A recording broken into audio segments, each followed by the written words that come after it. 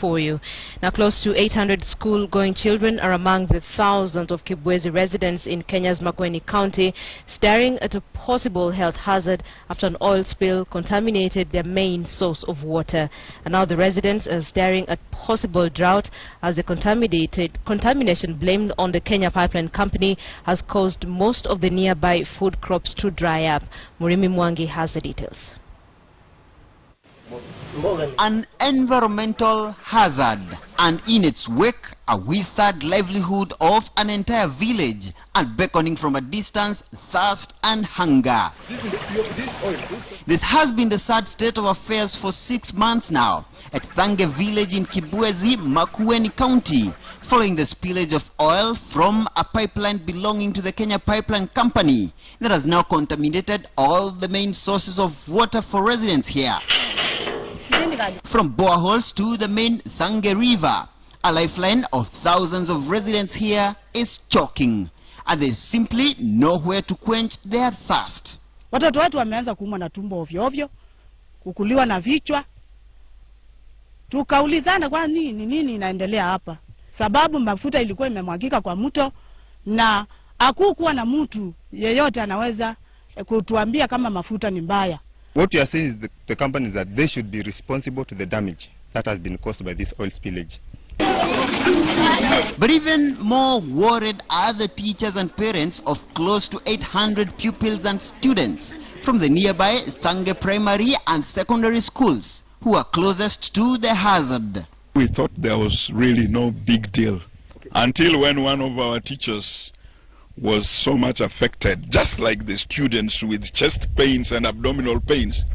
He went to the hospital just here at Kibwezi, and it's like he never responded to any treatment. A number of students were affected and told us of abdominal pains, chest pains. We were forced to start buying water.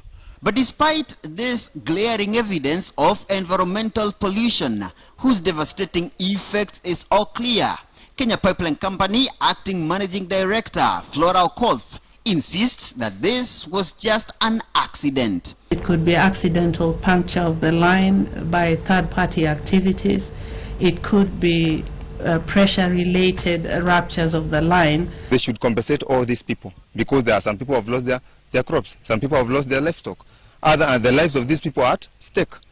There is oil health complication, including the schools. The company is blaming the spillage on a pump, which she says has been in use for over 40 years. And although Flora says the company is supplying residents with clean water, the evidence on the ground tells a completely different story. Kufikia sasa, hatujaona watu wa pipeline wakikabiliana na hii hali vile inavyotakikana.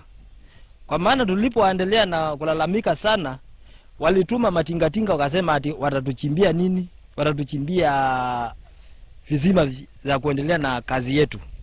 Lakini hali ilipoendelea pia hiyo kizima ikaanza kutoa tena nayo mafuta. Beyond a cleanup of the environment, KPC being a responsible company would want to continue engaging with the local community on a longer term basis, not just to ensure that the environment is cleaned up, but to address the mutual relationship. Back in Thange village, the life of despair and hopelessness persists.